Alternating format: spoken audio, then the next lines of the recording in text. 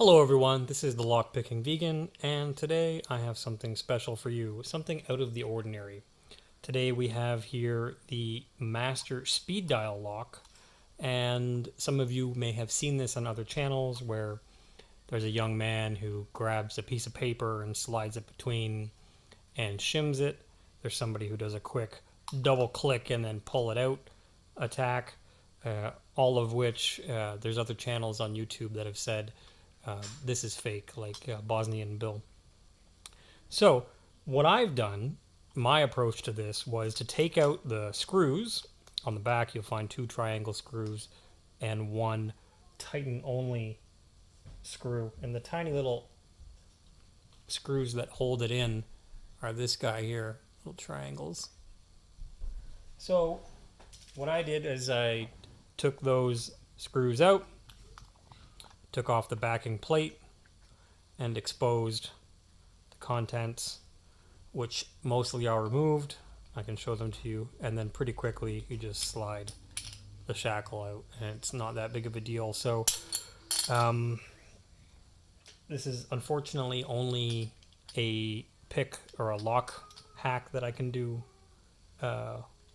once for disassembly. Putting it back together would take a bit more of a chore. There's other guys that have done that, and for the $9 lock that it cost, I don't plan on putting this back together. I was careful when I took it apart, don't get me wrong, but I had a couple springs fly out and then this pin come out, and I thought for the amount of effort of putting it back together, I'm just not interested. One cool thing was the feature on the back where you can slide. Hold on a second, let me see if I can find that. Yeah, this guy here. So this is on the back, and if you slide that bar into the reset, you can reset the code. That is something that I found cool about this. And as far as obvious weaknesses, I would say that the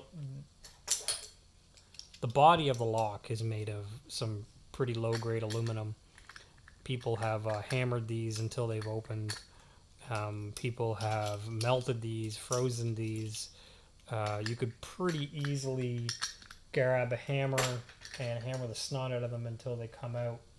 But this is what the insides of these of your actual lock mechanisms are. So I mean, it's just plastic. You had a torch, you could probably melt this thing to the point where you were able to slide the locking mechanism sideways, which would be this guy right here, and actually open the lock. Another way to get this shackle open would be a hacksaw or 2 wrenches right here. So in any case, that's all I have for you today. Saying all that, you know, a lot of guys poo-poo on Master Lock, and saying all that, I gotta be honest, I would say for a locker lock, for somebody who's a student, this is actually a pretty cool lock. Not easy to pick. They market it as unshimmable, and there's a few reasons for that. If you drill and tap out the locking mechanism, there's still something on the inside locking it. I thought about trying to get a pick up and slide it in here, but they've actually thought of that pretty well. But if you're going to go to the effort to try to really get into picking this,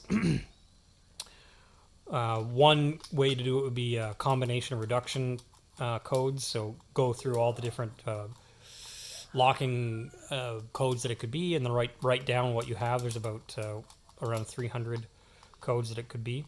But again, if you really wanted to get into the lock, this is a triangle screwdriver, and then you can get that out with a variety of different tools. So 3 screws, you take the back off, and you're in. So that can be easier than picking it. It can be easier than guessing the combination, and brute force with a hammer. So I know it sounds like I'm not impressed with this lock, but saying all that, again, if you were locking up a student locker, this is a higher quality student locker than I had when I was in high school. So I would trust it to about that, and that's about it. I wouldn't trust it to a house, a car, a gate, a farm with something expensive in it, but I would trust it to a high school locker with some books in it. That's all I have for today. Thanks for following. Follow me on Twitter at adamjosh.com. Take care.